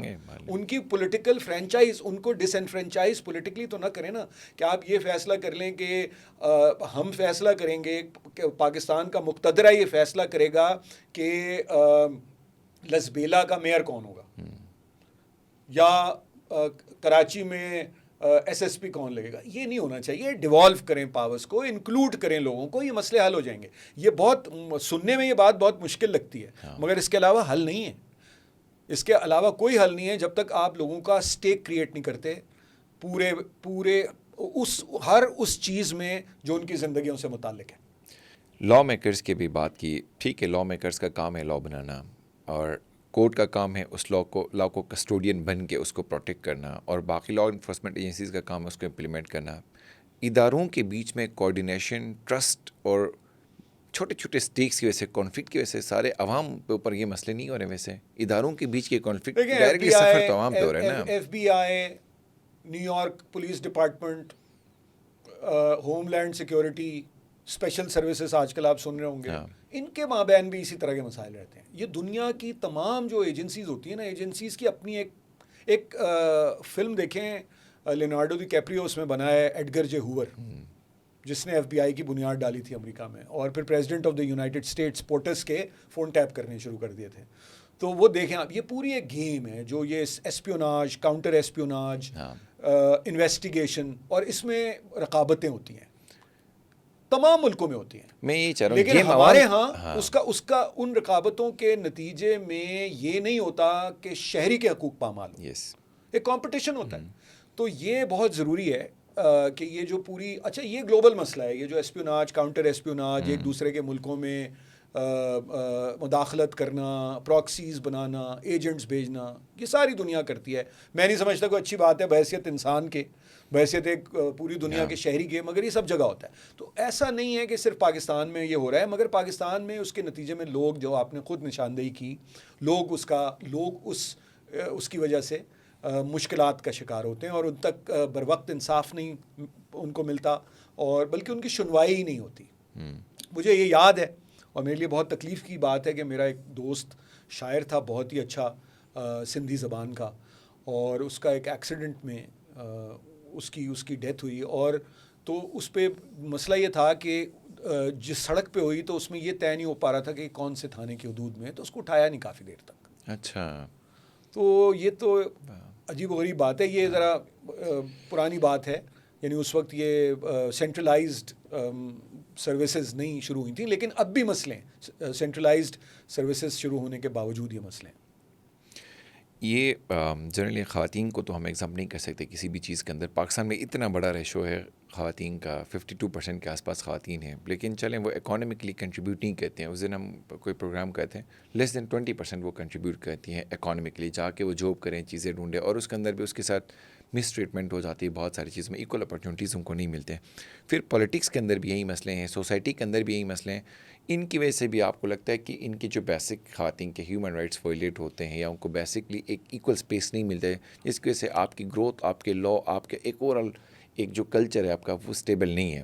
اس کو آپ کیسے دیکھتے ہیں؟ دیکھیے, ایک تو شماریات میں اگر آپ اجازت دیں تو درست کر دوں. پاکستان میں اکثریت خواتین کی نہیں ہے, 52% نہیں ہے پاکستان میں خواتین, 50% سے کم ہے. مردوں کی تعداد پاکستان میں زیادہ ہے. اس کے لیے جو بھی آپ سمجھ سکتے ہیں کہ لوگوں کی پریفرنس ہوتی ہے کہ ان کے یہاں بیٹے پیدا ہوں اب تک, اور اس کے لیے کیا کیا. انڈیا میں تو فیمیل فیٹیسائڈ کا بڑا مسئلہ ہے, لیکن یہاں اس کی اس طرح سے ریکگنیشن نہیں ہے, لیکن ہمارے علم میں نہیں ہے کہ کیا صورتحال ہے, لیکن یہاں عورتوں کی تعداد کم ہے. دوسری بات یہ کہ جو آپ نے فرمایا کہ ایسا کام کرنا جس سے آپ کے پاس آمدنی آ رہی ہو, لیکن اکانومی میں رول تو ان کا 50% سے کہیں زیادہ ہے. اور میں آپ کو سمجھاتا ہوں وہ کیسے. میری دانش وہ اس طرح سے ہے کہ آپ پاکستان کا ہر گھر ایک عورت چلا رہی ہے. اگر ہر گھر نہیں چلا رہی تو 95% گھر عورت چلا رہی ہے. تو اس کو آپ اکنامک ایکٹیویٹی کیوں نہیں تصور کرتے؟ مطلب اگر فرض کریں کہ ایک گھر ہے, اس میں 4 بچے ہیں اور 3 بچے ہیں, چلیں 3 کر لیں, 3 بچے ہیں, ماں ہے, باپ ہے, اور ایک یا باپ کی ماں یا ماں کی ماں ہے, اور ایک غیر شادی شدہ بھائی بھی ہے چاہے, اور عام طور پہ باپ کا ہی بھائی ہوتا ہے وہ. تو وہ عورت جو ہے وہ سب کے لیے کھانا پکاتی ہے, وہ سب کے لیے سب کے برتن دھوتی ہے. اگر ان 3 میں سے جو اس کے بچے ہیں, ان میں سے اگر کوئی بچی 8, 9, 10 برس کی ہو جائے تو وہ اس کی اسسٹنٹ ہو جاتی ہے. وہی کپڑے دھوتی ہے, وہی گھر کا سودا سلف لاتی ہے, انتظام کرتی ہے, بیشتر, اگر ہر جگہ نہیں تو بیشتر وہی کرتی ہے نا, پورا گھر چلاتی ہے. ایک گھر چلانا ایک چھوٹی فرم چلانے کے مترادف ہے. تو آپ اس کو اکنامک ایکٹیویٹی, کیونکہ اگر وہ نہ ہو, فرض کریں اگر وہ نہ ہو تو ان بچوں کے لیے اگر وہ مالی حیثیت تھوڑی سی بہتر ہے اس گھرانے کی, تو ایک گورننس ہوگی, ایک کلیننگ لیڈی ہوگی, ٹھیک ہے, ایک شیف ہوگا, ایک میڈ ہوگی اماں کے لیے, جن کو وہ وقت پہ دوا دیتی ہے اور ان کے زخم صاف کرتی ہے اگر انہیں بیڈ سورز ہو جائیں. جو دیور صاحب ہیں ان کا کیا بنے گا؟ تو یو سی, میرا خیال ہے کہ یہ جو پوری ڈیفینیشن ہے کہ اکانومی کیا ہے اور اکانومی کیسے چلتی ہے, اس کو ری ایگزامن کرنے کی ضرورت ہے, کویسچن کرنے کی ضرورت ہے.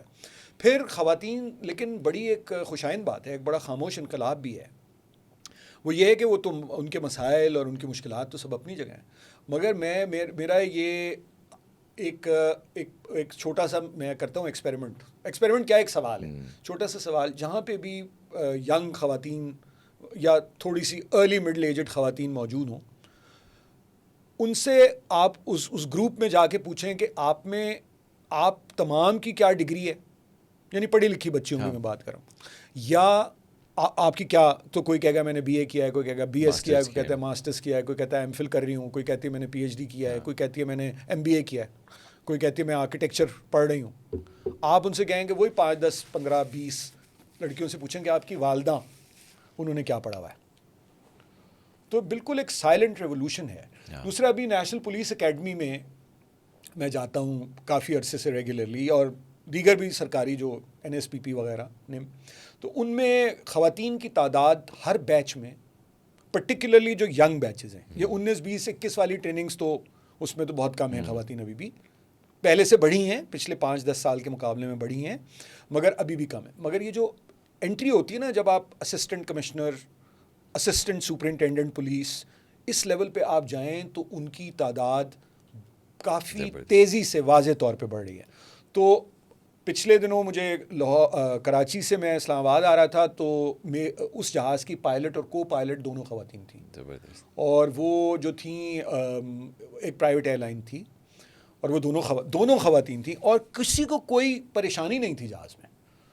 تو میرا خیال ہے چیزیں بدل بھی رہی ہیں, کچھ ایسی چیزیں بھی ہو رہی ہیں, اور اس میں بڑا کنٹریبیوشن ہے ہماری شاعرات کا, چاہے وہ فہمیدہ ریاض ہوں, کشور ناہید ہوں, نور الہدیٰ شاہ ہوں, لکھنے والی زاہدہ حنا ہوں. ایک بڑا کنٹریبیوشن ہے ان تمام, جہاں سے بات شروع ہوئی, پھر ویمن ایکشن فورم, پھر آسمہ جہانگیر, حنا جلانی, یہ رول ماڈلز بنے ہیں لوگوں کے لیے. اور یہ پورے پاکستان میں آپ کو یہ نظر آتا ہے کہ وہ خاموشی سے, یعنی وہ بچی دیکھ رہی ہوتی ہے, میرے ایک دوست کی بیٹی ہے اور بہت میں حیران ہوتا ہوں, چھوٹی بچی ہے, اور وہ یہ کہتی ہے کہ میرے جو دوست ہیں وہ خاصے مطلب ہے یہ ان تمام جو ویمنز ایکشن فورم کی خواتین ہیں, ان سے بہت نالا رہتے ہیں, فیمنزم کے بڑے خلاف ہیں, کوئی خاص انہیں مطلب اپریشیٹ نہیں کرتے ہیں, کوئی مطلب کوئی خلاف اس طرح سے نہیں ہے کہ کوئی وہ بڑے مطلب, لیکن ان کا ایک خاص طرح کا ایک سیاسی جماعت کا بیک گراؤنڈ ہے, کلاس فیلو ہیں میرے, تو ظاہر ہے اس عمر میں دوست اور کلاس فیلو بدلے تو جا نہیں سکتے. تو وہ, لیکن ان کی بیٹی انتہائی خاموشی سے ایک بالکل دوسری نوعیت کے سوال کرتی ہے, اور اس کے جو ہیرو ہیں یا ہیروئنز ہیں وہ بالکل مختلف ہیں. تو آہستہ آہستہ آپ کو, یہ تو چند ذاتی تجربات ہیں, ان کی بنیاد پہ بہت جنرل جواب یعنی اسیسمنٹ نہیں کیا جا سکتا, لیکن بڑھ رہی ہیں. مطلب آپ کو نظر آئے گا کہ ان کی کنٹریبیوشن پاکستان میں بڑھ رہی ہے, اور ان کی جو فیصلہ ساز جو یعنی جسے کہنا چاہیے کہ جو پوزیشنز ہیں, منصب ہیں ایسے جن پہ لوگ فیصلے کرتے ہیں, وہاں بھی ان کی تعداد بڑھ رہی ہے.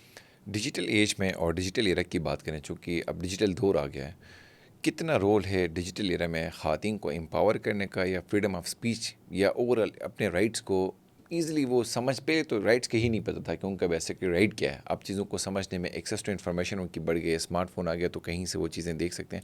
ڈیجیٹل ایرا کی وجہ سے آپ کو لگتا ہے کہ ان کے ہیومن رائٹس میں یا وومن رائٹس میں کچھ بہتری ہوئی ہے؟ دونوں باتیں ہوئی ہیں. اس میں ٹرولنگ, بدتمیزی میں بھی بہت اضافہ ہوا ہے. جو ہماری خواتین جرنلسٹ کے ساتھ اس ملک میں ہوا ہے پچھلے 4-5 سال میں, وہ سوشل میڈیا کی وجہ سے ہوا ہے.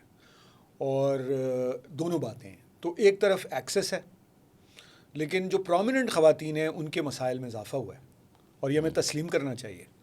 میں اس سے بالکل یہ نتیجہ نہیں اخذ کر رہا کہ آپ سوشل میڈیا کو ریگولیٹ کریں یا اوور ریگولیٹ کریں, لیکن میرا خیال ایک ان کو نفسیاتی طور پہ بہت مسائل اور مشکلات ان کے بڑھے ہیں, اور جذباتی طور پہ بھی اور نفسیاتی طور پہ بھی. تو اس کی وہ دیکھنا چاہیے.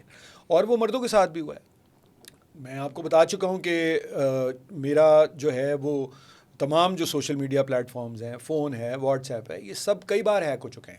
اور یہ ضروری نہیں ہے کہ, میں یہ نہیں کہہ رہا کہ ضروری ہے کہ یہ کوئی کسی حکومتی ادارے نے کروایا ہو, لیکن there are so many groups Pakistan میں جو اور اس سے میسیجز جاتے ہیں لوگوں کو, اور اس سے جو ہے پیغامات جاتے ہیں, تو مختلف, تو آپ ایک مشکل میں تو رہتے ہیں, مسلسل یہاں مشکل میں رہتے ہیں. اب اس کو کیسے آپ کو درست کرنا ہے, کیسے تربیت کرنی ہے, کیسے ایسے گینگز کو بسٹ کرنا ہے جو یہ کام کر رہے ہیں. اور کیونکہ ایک بلکہ ہمارے دوست ہیں پولیس میں, تو میں نے ان سے کہا کہ بھائی وہ یہ میرا جو ہے وہ اپنا فیس بک ہیک ہو گیا ہے دوبارہ, یا یہ پتہ نہیں, یا وہ تھا لنکڈ ان تھا کوئی, بالکل میں نے کہا تو بے ضرر سی کوئی چیز ہیک ہو گئی ہے, مطلب یہ لنکڈ ان کا کوئی کیا کرے گا سی وی پڑھ کے. تو کہنے لگا کہ نہیں, وہ ہم کیوں کریں گے بھائی, ہمیں تو پتہ کرنا ہوتا ہے کہ آپ کر کیا رہے ہیں. تو یہ ہیک کوئی اور کرتا ہے, کیونکہ ہمیں ہیک کر کے اگر ہم ہیک مطلب ہم انٹر ضرور ہو کے پڑھ لیں گے کہ آپ نے کیا کیا ہے, یا کون آپ کے ان باکس میں کیا بھیج رہا ہے, کون میسج کیا کر رہا ہے. تو اس طرح کی, لیکن بہرحال یہ جو سرویلنس ہے, یہ جو پریویسی کا بریچ ہے, یہ پاکستان میں بہت بڑھ گیا ہے. سرکاری اداروں کی طرف سے بھی, ہماری ایجنسیاں, ہماری جو سرکاری ادارے ہیں, انہیں مطلب ہے کہ کچھ اس سے حاصل کیا ہوگا. آپ 3 کروڑ فون سنیں گے, اس کا ڈیٹا کیسے انالائز کریں گے, کیا کریں گے, کس طرح ہوگا. تو میرا خیال ہے کہ کچھ چیزیں ایسی ہیں جس میں حکومت کی بھی تربیت ہونی چاہیے, اور ان کی صلاحیت چیزوں کو قبول کرنے کی, اور رواداری کی, اور مختلف الخیال باتوں کو تسلیم کرنے کی, یعنی مختلف رائے کو تسلیم کرنے کی, مخالف رائے کو تسلیم کرنے کی, اس میں بھی اضافہ ہونا چاہیے. مگر سماج میں تربیت کی بہت زیادہ ضرورت ہے, جس میں یہ جو آپ نے جہاں سے سوال شروع کیا تھا کہ لوگوں کو اپنے سماجی جو رابطہ کاری کے جو پلیٹ فارمز ہیں, اس سے لوگوں کی ٹرولنگ کرنا, انہیں گالیاں, برا بھلا کہنا, ان کے خلاف باتیں کرنا, جھوٹ پر مبنی گفتگو کرنا, کلپس کو ایڈٹ کر کے لگانا, تصویریں لگا دینا لوگوں کی. یعنی میں کسی کو جانتا نہیں ہوں, میرا ویڈیو کلپ لگا کے نیچے گالیاں لکھ دے, میں میری تصویر لگا کے بجائے, اور پتہ بھی نہیں ہے. یعنی بہت سے ان کے ازمپشنز ہوتے ہیں جو آپ کے بارے میں, کیونکہ آپ تو انہیں جانتے نہیں ہیں, ان کے کچھ ازمپشنز ہوتے ہیں جس کی بنیاد پر لوگ تھوڑا سا اپنے ارد گرد لوگوں کو چونکانے کے لیے بہت سے کام کرتے ہیں. تو خواتین کے ساتھ تو یہ بہت زیادہ ہوتا ہے. اس میں ایک تو احمد نورانی والا اسٹوری بھی آپ نے افیکٹ فوکس پائی تھی کہ اسلام آباد میں کچھ لوگ ہیں, کچھ وکیل بھی اس میں ہیں, اور کچھ ایف آئی اے کے اپنے اہلکار بھی شامل ہیں. وہ نکلتے ہیں صبح سے شام تک کچھ ڈھونڈنے کے, کوئی جیسے نہیں ہوتا ہے کوئی مرغا مل جائے اور اس کو ذبح کر لیں, اسی طرح بالکل کسی بندے کو ڈھونڈ رہے ہوتے ہیں, بلاسفیمی کا اس پہ کوئی چیز لگائیں, ڈیفیمیشن کا کوئی لگائیں. تو یہ اسٹیٹ کے ادارے بھی اس طرح کے ملوث ہوتے ہیں, یا کچھ انڈیویجول کی حد تک, تو مسئلہ تو وہ بھی کلیئر بالکل کرتے ہیں ملوث ہوتے ہیں. دیکھیں بالکل ملوث ہوتے ہیں, انڈیویجولز ملوث ہوتے ہیں. انڈیویجول کی بات کر رہا ہوں. ایک گینگ کے میں ہتھے لگا تھا نوسر بازوں کے, بڑا دلچسپ ہے واقعہ.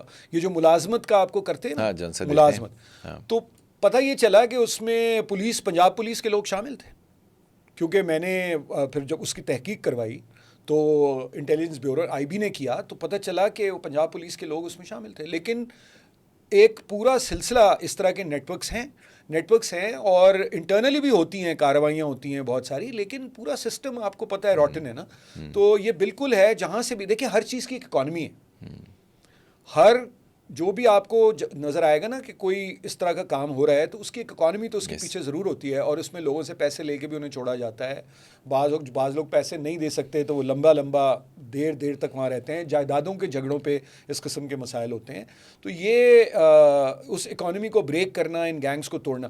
اچھا, جہاں تک بات یہ فیکٹ چیک کی ہے نا, تو نورانی صاحب کی رپورٹ اپنی جگہ بالکل ٹھیک ہے, اور وہ تو ایک مخصوص بات ہے. لیکن اس سے مجھے یاد آیا کہ جو فیک نیوز والا معاملہ ہے نا, اور فیکٹ چیک جو ہے, اس میں بھی پاکستان میں ایک بہت سیریس مسئلہ ہے.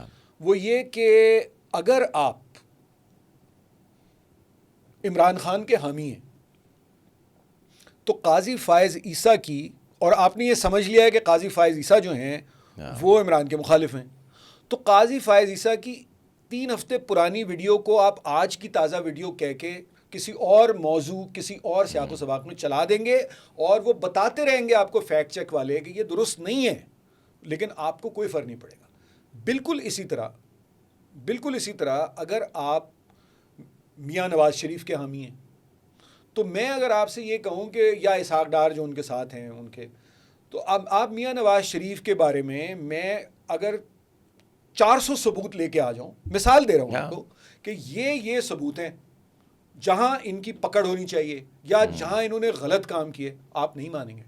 تو پاکستان میں فیکٹ چیک کا کوئی چکر نہیں ہے, نہ فیکٹ فوکس کا کوئی مسئلہ ہے. یہاں کلٹس ہیں, یہاں بلائنڈ فالوئنگ ہے, کوئی تسلیم کرنے کو تیار نہیں ہوتا, اور پڑھے لکھے لوگ, بے انتہا پڑھے لکھے لوگ تسلیم نہیں کرتے اگر ان کے پہلے سے طے شدہ نظریات کے برخلاف حقائق ہوں, تو حقائق کو مسترد کر دیتے ہیں. اور ہم سننا بھی وہی چاہتے ہیں کہ جو مجھے اچھا لگے, یہ نہیں کہ جو حقیقت ہے. تو ایک نیشن سے موب والا ٹرانزیشن نہیں ہوا, ویسے ہم موب بن گئے. تو خیر ہم کبھی بھی نہیں بنے تھے, لیکن ایک نیشن کی طرف جا رہے تھے, موب کی طرف جا رہے تھے. سوسائٹی ایک کریٹ ہو رہی تھی لوگوں میں. تو اب تو بالکل موب اور گینگز ہیں, اور آپ کو اپنی سیاست میں بھی اسی قسم کی جو جیسے کیا کہتے ہیں پولرائزیشن, شدت پسندی, پولرائزیشن آپ کو اپنی سیاست میں بھی نظر آتی ہے, اپنے سماج میں بھی نظر آتی ہے, اپنے مذہبی عقائد کا جو ڈومین ہے, حلقہ ہے, اس میں بھی نظر آتی ہے. اور یہ کام بڑھتا جا رہا ہے. اس کا حل صرف یہ ہے کہ آپ کلچر, آرٹ اور ایجوکیشن کو فروغ دیں, خاص طور پر آرٹ اور کلچر. بات بیسکلی شروع فلم والی ہم اسی لیے کہتے ہیں کہ یہ پوری بیچ میں جو کہانی ہوئی صرف اسی لیے ہوئی کہ آرٹ, کلچر اور ایکسیپٹنس نہ ہونے کی وجہ سے ہم یہاں پہنچے ہیں. تو اس میں ایک اور چیز میں ریڈنگ کلچر پہ, چونکہ زبردست قسم کا آپ خود لکھاری بھی ہیں, ریڈنگ کلچر کا بہت بڑا مسئلہ ہے ہمارے پاس. ہم کوئی چیز پڑھنا نہیں چاہتے ہیں, ہم صرف دیکھ کے ایزیوم کر کے بس ٹھونسنا ہے ہم نے. تو ریڈنگ کلچر کا کیا مسئلہ ہے کہ ہم ریڈنگ والے کلچر سے بالکل ہم ڈیٹریک ہو گئے ہیں. نہیں, دیکھیے ہمارا اسکولنگ سسٹم بھی اس میں ایک بہت اس کی, اگر استاد کو خود کتاب پڑھنے سے شوق نہیں ہے. دیکھیے نا, ہمارے ملک میں ایک بیسک مسئلہ تو ہے نا, چترال سے لے کے اور تھرپارکر تک. وہ مسئلہ یہ ہے کہ ہمارے ہاں پچھلی نسلیں, ہماری اکثریت کی کوئی بہت پڑھی لکھی نہیں تھیں. چند خاندان, چند ہزار خاندان, چند لاکھ لوگ. تو پاکستان بنا ہے تو جو ویسٹ پاکستان ہے, اس کی جو لٹریسی تھی وہ کوئی 15-17% تھی. ٹھیک, تو اس کا مطلب ہے کہ, اور ابھی بھی کوئی ہمارے ہاں کوئی 60%-56% کا دعویٰ ہے, لیکن ان کی جو فاؤنڈیشنل لٹریسی اور نیومریسی ہے وہ بھی ہمارے علم میں ہے, سرکاری اعداد و شمار. تو استاد کا کردار بہت بنیادی ہو جاتا ہے. جس گھر میں باپ یا ماں ناخواندہ ہوں اور بچہ اسکول جائے, تو ایک ہمارے یہاں جو بہت بڑا فیلئر ہے وہ ہمارے ٹیچر, جو ٹیچنگ سسٹم ہے, جو لرننگ انوائرمنٹ ہے, اور جو اسکول سسٹم ہے اور پبلک اسکولنگ ہے, اس کا میجر فیلئر ہے. تو وہ آپ کو اس کے اثرات نظر آتے ہیں. تو ایک تو وہ ہے. دوسرا یہ کہ ہمارے یہاں لائبریریز ہوتی تھیں, بلدیہ کی لائبریریز ہوتی تھیں, محلے میں جو ہے وہ بنے ہوتے تھے, بچے خود بنا لیتے تھے. 10, 20, 40, 50, 100 کتابیں اکٹھی کر لیں, الماری رکھ لی, اور 10 پیسے 8 آنے 1 روپے پہ ایک دن کے لیے پڑھنے کو دیتے تھے محلے میں بچے. بک بینکس ٹائپ, پرائیویٹ بک بینکس, کہانیوں کی کتابیں ایکسچینج ہوتی تھیں, فری میں بھی ہوتی تھیں. بچوں کے رسائل, دیکھیں عادت پڑتی ہے کتاب پڑھنے کی بچپن سے. آپ کو 28 سال کی عمر میں معجزاتی طور پہ تو کتاب پڑھنے کی عادت پڑ سکتی ہے, exception to prove the rule. لیکن بچے کو کتاب سے تعلق جو پیدا ہوتا ہے وہ بٹوین 0 and 10 ہو جاتا ہے, یا بٹوین 0 and 15 ہو جاتا ہے. مطلب اسی کے آس پاس ہی ہوتا ہے. بالکل, مطلب یہ کہ جو آپ کا اسکول اور کالج, ارلی ٹین ایج میں اور اسکول میں, وہ نہیں. میرا جو اسکول تھا اس میں اتنی بڑی لائبریری تھی, اسکول کی اپنی لائبریری تھی. اور اب تو اسکولوں میں لائبریری نہیں ہوتی, بیشتر اسکولوں میں لائبریری نہیں ہوتی. اور دوسرے جو ٹیکنالوجی آ گئی ہے, تو وہ جو ٹیکنالوجی ہے اس کو بھی ہم پڑھنے لکھنے میں ایجوکیشن اور نالج میں اضافے کے بجائے اس کو ہم انٹرٹینمنٹ، محض انٹرٹینمنٹ اور ہیٹ مانگرنگ کے لیے استعمال کرتے ہیں. 2 کاموں کے لیے ہم استعمال کرتے ہیں ٹیکنالوجی کو، سوشل میڈیا یا نئی ٹیکنالوجی جتنی بھی ہے، OTT پلیٹ فارمز ہے جو بھی، یا ہم ہیٹ مانگرنگ کرتے ہیں یا ہم پولیٹیکل کامنٹری کرتے ہیں، میننگ لیس، ہالو، شیلو پولیٹیکل کامنٹری، یا ہم انٹرٹینمنٹ. تو تعلیم کی طرف دھیان نہیں ہے من حیث المجموعی. یعنی کچھ تعلیم سے پاکستان میں کچھ دوری پیدا ہوئی ہے اور کتاب سے تعلق کمزور ہوا ہے. یعنی آپ دیکھیں نا، پاکستان میں اگر کوئی شاعری کی کتاب اردو کی 600 چھپ جائے اور اسی سال بک جائے 600 کاپیاں، 600 کاپیوں کا صرف ریویو ایڈیشن چھپتا ہے باہر، تو وہ بیسٹ سیلر ہوتی ہے 25 کروڑ آبادی کے ملک میں. نشاندہی تو آپ نے کی حارث صاحب کی پڑھنے کا کلچر کیوں اتنا بڑا مسئلہ ہے. کیا ویسے کوئی مینز ہیں جن کے تھرو بیٹھ کے یہ ریڈنگ سکلز خود بھی اور باقی جو ہمارے ایک سوسائٹی ہے اس کے اندر امپروو کیا جا سکتا ہے، تاکہ پڑھنے والا کلچر لیں، اور پڑھنے سے صرف اپنی نالج نہیں ہے نا، سوسائٹی کی بیہیویئر ہی وہاں پہ بہتر آ سکتی ہے اور تبدیلی پازیٹیولی آ سکتی ہے. کیا کیا جا سکتا ہے ریڈنگ سکلز کے لیے؟ دیکھیے، ریڈنگ سکلز کے لیے جیسے میں نے کہا کہ میرے نزدیک، میری ذاتی رائے میں، تو اساتذہ کو اس بات پہ مائل کرنا کہ وہ بچوں کا کتاب سے تعلق پیدا کریں، اور وہ صرف نصابی کتاب سے نہ ہو، کتاب سے تعلق ہو. اور دوسرے، ہمیں کچھ اچھے کام ہو رہے ہیں یہاں اسلام آباد میں. جو فیڈرل منسٹری ہے اس نے کچھ لائبریریز گلگت بلتستان میں بھی انہوں نے کام کیا تھا، محی الدین وانی صاحب نے. تو یہاں انہوں نے جو ہے اسکولوں کو اپ گریڈ کرنا کہ بچے جب اسکول آئیں تو ان کو اچھا لگے اسکول آ کے، اور ان میں رنگ و روغن کلرفل بنانا انہیں، اور لائبریریز کریٹ کرنا. اچھا، لائبریری اب جو ہے، یا ریڈنگ ہیبٹ جو ہے نا، اب وہ صرف پہلے تو یہ ہوتا تھا کہ اخبار لوگ پڑھتے تھے، کتاب پڑھتے تھے، رسائل پڑھتے تھے. اب بہت ساری چیزیں ڈیجیٹل پلیٹ فارم سے بھی آ گئی ہیں. کنڈل ہے، جو لوگ افورڈ کر سکتے ہیں وہ کنڈل پہ پڑھ سکتے ہیں، فون پہ پڑھ سکتے ہیں بڑے ہو کے ذرا. لیکن بچے کو جو ہے نا، بچے کو تو ابھی بھی کتاب چاہیے، اور کتاب سے گھر میں کتابیں موجود نہیں ہوتی ہمارے دوستوں کے. ہمارے لوگ جو ہیں وہ پاکستان، دوستوں سے مراد یہ کہ میرے ذاتی دوست نہیں، وہ تو سب اور طرح کے ہیں، لیکن جو ہماری جو مطلب ہے کہ کمیونٹی ہے، جو ہمارے شہری ہیں، ہم شہری جو ہیں، اخبار کسی گھر میں نہیں آتا. اب اخبار براڈ شیٹ ختم ہو رہا ہے، لیکن اگر ایک اخبار بھی اگر گھر میں آپ کے نہیں آ رہا، اور آپ کے جو سب سے بڑے اخبار ہیں وہ 25 کروڑ کی آبادی کے ملک میں، سب لوگ تو آن لائن نہیں پڑھتے نا اخبار. تو اگر اخبار ہی نہیں آ رہا گھر میں، ختم ہو گیا، سلسلہ ہی ختم ہو گیا، تو بچے صبح اٹھ کے اس کو کوئی پڑھنے کی تازہ چیز تو نہیں ملے گی. تو اگر گھر میں بچے ہیں، اخبار لگوا لیں، اردو کا لگوا لیں، سندھی کا لگوا لیں، انگریزی کا لگوا لیں، جو زبان آپ کی ہے، پشتو کا لگوا، مطلب جس بھی زبان میں آپ کے یہاں کوئی چیز چھپتی ہے. پھر اگر آپ فرض کریں کہ ایک مہینے میں کوئی ایک ادبی رسالہ لگوا لیں، جتنے کا چکن ٹکا آپ ایک وقت میں کھا لیتے ہیں، اتنے کا تو ایک ادبی رسالہ ماہوار آ ہی جاتا ہے نا. تو لگوا لیں گھر میں، اور وہ جس زبان میں بھی لگوا لیں.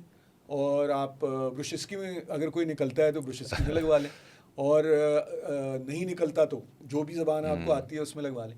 تو آپ یہ بڑا کامن ہوتا ہے کہ بچے کا ایک ریٹن ورڈ کے ساتھ، پبلش کام کے ساتھ ایک تعلق پیدا ہوتا ہے. کتابیں اسی طرح، کہانیوں کی کتابیں بچے کو دلوا دیں، کہانیاں پڑھ کے سنا دیں اسے. یہ کام بچوں سے ہی شروع ہوگا. یہ جو اب ہو چکے، نکل گئے آگے، ان سے آپ فلم کے میڈیم سے، تھیٹر کے میڈیم سے، پوئٹری کے میڈیم سے تو بات کر سکتے ہیں. ریڈنگ ہیبٹ نہیں پیدا ہوتی ایک خاص عمر کے بعد، تو وہ انکلکیٹ کرنی ہوتی ہے بچوں میں. اور یہ لازم کر دیں کلاس روم میں، یہ لازم کر دیں کہ بچہ ہر مہینے ایک نئی کہانی کی چھوٹی سی کتاب، اگر چھوٹا بچہ ہے تو کہانی، اگر بڑا بچہ ہے تو ناول، اگر بچے کو شاعری میں دلچسپی ہے تو کوئی ایک شعری مجموعہ بڑی کلاس میں آ کے وہ مہینے میں پڑھے گا اور اس پہ ریویو کرے گا. چونکہ جو بچے پڑھتے ہیں آج بھی پاکستان میں، وہ بہت پڑھتے ہیں، لیکن بیشتر بچے نہیں پڑھتے. تو آپ سب بچوں کو اس طرح کی ایکسرسائزز، ان کی زندگی کا پڑھنے اور اس کے بارے میں تبصرہ کرنا، جیسا بھی لکھیں، کوئی مسئلہ نہیں ہے، یا اس کے بارے میں اپنی رائے کا اظہار کرنا وہ بہت ضروری ہے. پھر تصویریں بنانا بہت ضروری ہے. آرٹ کی طرف رنگوں سے تعلق پیدا کرنا. پھر آپ کا جو ایک اور کام ہے وہ یہ ہے کہ بچوں کو آپ تاریخ سے, جغرافیہ سے, جو بھی سبجیکٹس ہیں انٹرسٹ کے, ان سے ان کی دلچسپی پیدا ہو جاتی ہے لٹریچر کے تھرو. پڑھنے کی عادت ہو گئی تو پھر آپ کچھ بھی پڑھ لیں گے, اور یعنی اسپیشلائز چیزوں کے علاوہ. تو بچوں کے ساتھ ہی یہ کام ہمیں شروع کرنا پڑے گا نئے سرے سے. ہم جب سارے تھے چھوٹے تو بچوں کی دنیا, تعلیم و تربیت, ہمدرد, نونہال, 3 رسالے تو کم از کم, اور ہم سے پہلے والوں کے پھول تھا اور پتہ نہیں اور کون سے رسالے تھے. تو یہ ساری چیزیں ہمیں دیکھنے کی ضرورت ہے. پھر ہمیں بہت سارا کام اپنی جو کرنے کی, جو میں سمجھتا ہوں کہ جتنی ہمت جس کی ہے وہ کرے. تو نعرے ہم لوگ زیادہ مارتے ہیں. ہمارے جو سیاسی اور فکری جو ایکٹیوسٹس ہیں, سرگرم لوگ ہیں, مفکر ہیں, وہ بھی سلوگنیئرنگ زیادہ کرتے ہیں. مادری زبانوں میں ہمارے ادب موجود نہیں ہے. اب تو اردو میں بھی برا حال ہے, بہت شرنک ہو گیا ہے, لیکن اب پھر بھی ہوتا ہے. لیکن ہماری جو ماں بولیاں ہیں ان میں وہ یہ کہتے رہتے ہیں انہیں نافذ کرو, لیکن اس میں کبھی کوئی اپنے بچے کے لیے, کبھی کسی نوجوان کے لیے خود کوئی کتاب نہیں لکھی. بہت تھوڑے لوگ ہیں جو یہ کام کرتے ہیں, جو اپنی اپنی زبانوں میں, خاص طور پہ سندھی میں ہوتا ہے زیادہ, چونکہ وہ ایک سرکاری زبان ہے صوبے میں سندھ کے. لیکن پنجابی میں, پشتو میں, بلوچی میں, شنا میں, مطلب بے شمار ہمارے یہاں 72 زبانیں ہمارے یہاں بولی جاتی ہیں. چلیں 10-12 بڑی زبانوں میں آپ لکھنا تو شروع کریں نا. بچوں کے لیے ادب نہیں تو, اور جن بچوں کے پاس ادب نہیں ہے ان کے پاس اردو ادب بھی پھر نہیں ہے, جس میں وہ ان کی سیکنڈ لینگویج ہوتی ہے, یا جس میں, اور پھر ہر بچے کے پاس انگریزی کا ایکسیس نہیں ہے. تو ہمیں اپنی یہ سب کرنے کی ضرورت ہے. پھر ای بکس بھی بنائی جا سکتی ہیں, اور انکریج کرنا, انسینٹیوائز کر دیں, پڑھائی لکھائی کو انسینٹیوائز کر دیں. یہ انسانی فطرت ہے. ہر آدمی جو ہے وہ خود سے مائل نہیں ہوتا, یا ماحول کو دیکھ کے اسے ترغیب ہوتی ہے, دلچسپی پیدا ہوتی ہے, اور پھر اس کو ایک مزہ آنے لگتا ہے اس میں. اور ورنہ جو ہے انسینٹیوائز کریں بچوں کو. آپ کو ویسے کہاں سے شوق آیا تھا؟ چونکہ آپ لکھتے بھی ہیں, پڑھتے بھی ہیں, شاعری بھی کرتے ہیں, کالمز الگ لکھتے ہیں, تو شوق ویسے کہاں سے آیا تھا؟ میرے تو والدین کا میرے بارے میں یہ خیال ہے. والد تو میرے حیات نہیں ہے, والدہ کا ابھی بھی یہی خیال ہے, اور میرے خیال ان کا درست خیال ہے کہ میں ان کے ہاں ایک ایسا, مطلب لکھ وک تو لیتا ہوں, تھوڑا بہت پڑھ بھی لیتا ہوں, لیکن میں کوئی خاص جتنا مجھے پڑھنا چاہیے اور جتنا مجھے پڑھ لینا چاہیے تھا اب تک, اس میں بہت کمی رہ گئی ہے. اور میں سمجھتا ہوں وہ ٹھیک کہتے ہیں. اس کی وجہ یہ ہے کہ جو عمومی طور پر مجھے شوق اس طرح سے تھا کہ میرے تو ارد گرد سارے لوگ جو تھے ان کا کام یہی تھا. تو اور صرف میرے والدین نہیں بلکہ میرے جو یعنی ماموں, خالہ, امیڈیٹ فیملی, پھوپھی, اور میرے گرینڈ پیرنٹس دونوں طرف کے, تو وہ اس طرح ان کی طبیعت تھی لٹریچر کی طرف. آرٹس میں جو نئی لٹریچر اور آرٹس خود کریٹ کرتے تھے وہ بہت زیادہ پڑھتے تھے, کئی زبانیں جانتے تھے, اور ان میں سے بہت سارے جو تھے وہ درس و تدریس کے پیشے سے وابستہ رہے. تو وہ ایک تھا, اور لکھتے بھی تھے کچھ, ان میں سے کچھ رائٹرز بھی تھے.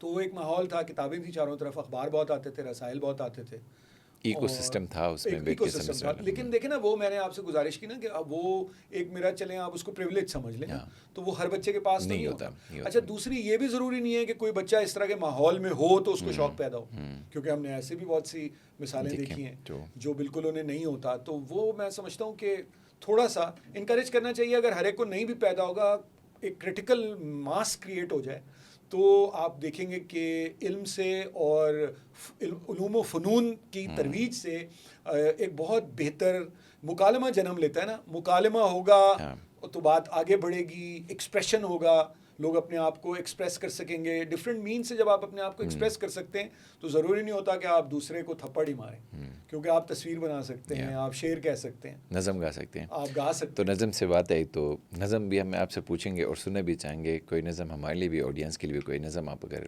گائیں کوئی. اچھا جی, یہ نظم ہے کتنی دنیاؤں میں ہم آباد ہیں.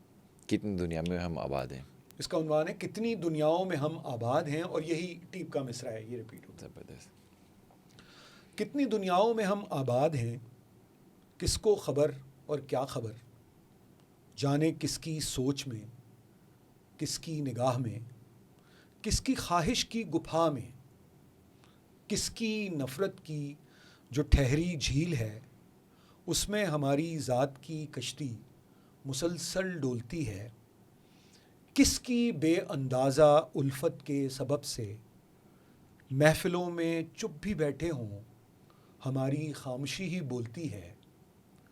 کتنی دنیاؤں میں ہم آباد ہیں, کتنی دنیاؤں میں ہم آباد ہیں. عشق اور امکان کی دنیا, جہاں جب عشق کا زنگار اتھلا کھردرا اور سبز ہو جائے تو شفاف آئینہ ایک گدلے شیشے میں بدل کر ٹوٹ جاتا ہے. مگر ہم کرچیوں کو چن کے پھر سے جوڑتے ہیں, بڑے ہی مستعد ہو کر, سنبھل کر. کتنی دنیاؤں میں ہم آباد ہیں. شاعری, صنعت گری, تصویر سازی, سنگ تراشی, رقص, موسیقی, بڑا ہی لطف ہے. تردامنی ہے, رنگ ہے, رنگوں کا چشمہ پھوٹ پڑتا ہے. ہم اس چشمے میں اپنے ہاتھ کا پیالہ بنا کر بیٹھ جاتے ہیں. نتھر کر جب گلابی رنگ پوروں پر چمکتا ہے, اسے آئندگاں کے گرم رخساروں پہ نرمی سے لگاتے ہیں. ہمارا سلسلہ چلتا رہے گا. کتنی دنیاؤں میں ہم آباد ہیں, کتنی دنیاؤں میں ہم آباد ہیں. ایک دنیا وہ بھی ہے جس میں نہیں موجود ہم. کیا خبر کس شکل میں اس میں بھی ہم موجود ہیں, لیکن ہمیں اس کی نہیں کوئی خبر. ایک ایسا شہر جس میں کوہ بھی صحرا بھی ہے, ایک ٹھاٹھیں مارتا پھیلا سمندر, ایک طغیانی سے پر دریا بھی ہے. کیا خبر ہم شاد ہیں ناشاد ہیں, کتنی دنیاؤں میں ہم آباد ہیں. واہ واہ واہ, بہت شکریہ حارث خلیق صاحب آپ کے آنے کا, بہت شکریہ. اور بہت زبردست گپ شپ ہوئی. Thank you so much for coming. بہت شکریہ.